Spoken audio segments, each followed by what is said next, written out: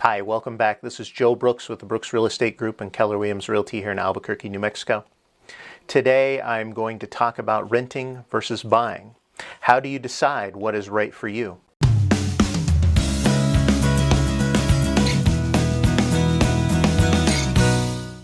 So how do you decide? Really, to answer that question is it depends on your current situation and your future plans. So today I'm going to cover 6 points that you might want to consider when making that decision. So point number 1, rent will continue to increase. This is one of the top reasons why renters decide to move because in most cases rent will continue to increase each year. Point number 2, freedom to customize. When you're renting a house, you're at the mercy of the landlord, whether you're able to do certain things to a house, and you've got to decide how much money I want to spend on somebody else's house and not my own. Whether it's updating or painting or landscaping or anything like that, you've got to get permission from your landlord, and you won't get that money back. Point number 3 to consider is privacy.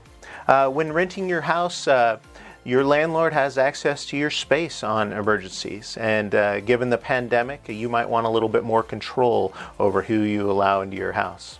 Point number 4, flexibility for relocation. So if you're planning on moving here in the next year, it might not make sense to buy a house as it's a little bit trickier and it costs a little bit more to sell a house than it does to stop renting. So you might want to figure out what your plans are. Now, if you do own a house and you need to sell it, we can make that happen. Point number 5 to consider, building equity. So each month you're making your rent payment. That is helping the landlord pay off their mortgage on the house if they have one.